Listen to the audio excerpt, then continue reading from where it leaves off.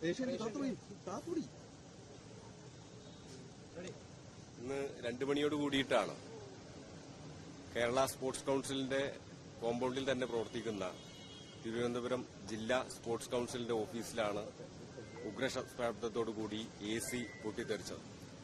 മനസ്സിലാക്കുന്നതനുസരിച്ച് AC മെക്കാനിക്കുമാർ വന്ന് അവർ അതിൽ gas നിറയ്ക്കുന്ന സമയത്ത് അതിന്റെ മെക്കാനിക്കൽ പ്രവർത്തനവുമായി ബന്ധപ്പെട്ട് വർക്ക് ചെയ്തുകൊണ്ടിരിക്കുന്നതിനിടയിലാണ് ഈ പൊട്ടിത്തെറി സംഭവിച്ചത് എന്നുള്ളതാണ് മനസ്സിലാക്കുന്നത്.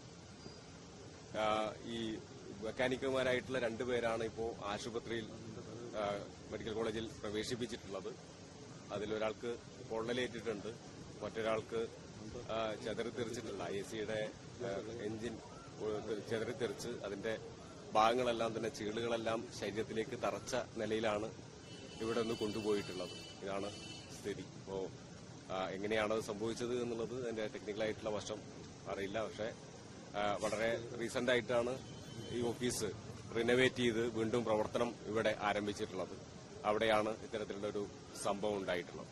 ആശുപത്രി കൊണ്ടുപോയ ആളുടെ സ്ഥിതി, ഒരാൾക്ക് കൈയിന് പൊള്ളലേൽക്കുകയാണ് ചെയ്തിട്ടുള്ളത്, മറ്റൊരാൾക്കാണ് ചീളുകൾ തെറിച്ച് കയറിയിട്ടുണ്ട് ശരീരത്തിന്റെ വിവിധ ഭാഗങ്ങളിലും മുഖത്തും തലയിലുൾപ്പെടെ.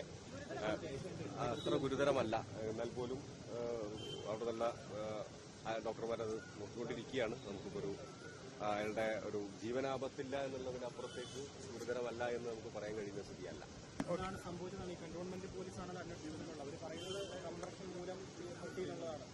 അത് ടെക്നിക്കൽ വശം നമുക്ക് പറയാൻ അറിയില്ല. കാരണം അത് ഗ്യാസ് നിറക്കുകയായിരുന്നു. അതിന്റെ മെക്കാനിക്ക് വന്ന് പുറത്തുനിന്നുള്ള ആളുകളാണ്, നമ്മുടെ സ്റ്റാഫല്ല. പുറമേ നിന്നുള്ള 2 പേർ ഇതിന്റെ AC-യുടെ മെക്കാനിക്കുമാരായിട്ടുള്ള 2 പേരാണ് ഇതിന്റെ ഗ്യാസ് നിറക്കാൻ വേണ്ടി വന്നിട്ടുള്ളത് എന്നുള്ളതാണ് മനസ്സിലാക്കുന്നത്. ഈ പുതിയൊരു ഓഫീസ് ഉദ്ഘാടനം കഴിഞ്ഞു, അതിലേക്ക് മാറാനൊന്നും ഇല്ല, അതിലേക്ക് മാറിയിട്ടില്ല. അതിന്റെ പണി ഇനിയും കുറച്ചുകൂടി ഫർണിഷിങ്ങും മറ്റു കാര്യങ്ങളൊക്കെ തന്നെ പൂർത്തീകരിക്കാനുണ്ട്. മാത്രമല്ല, ഏതൊക്കെയാണ് ഓഫീസ്, അതിലെ സ്പോർട്സ് കൌൺസിൽ മാത്രമല്ല, സ്പോർട്സ് ഡയറക്ടറേറ്റ്, അതുപോലെ തന്നെ വിവിധ ഓഫീസുകളായിട്ടാണ്, 3 ഓഫീസുകളായിട്ടാണ് അത് പ്രവർത്തിക്കാൻ വേണ്ടി ആലോചിച്ചിട്ടുള്ളത്.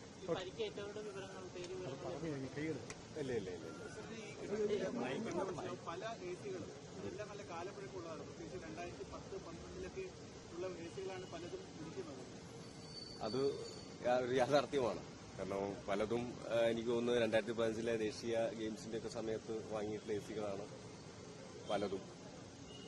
പരിക്കേറ്റവർക്ക് ചികിത്സാ സഹായമോ എന്തെങ്കിലും സ്പോർട്സ് കൌൺസിൽ ചെയ്യാൻ പരിശോധിച്ച് എങ്ങനെയാണ് എന്നുള്ളത്. ഇപ്പോ കോമ്പൗണ്ട് സംസ്ഥാന സ്പോർട്സ് കൌൺസിലിന്റേതാണെങ്കിൽ പോലും ഓഫീസ് ജില്ലാ സ്പോർട്സ് കൌൺസിലിന്റെയാണ്.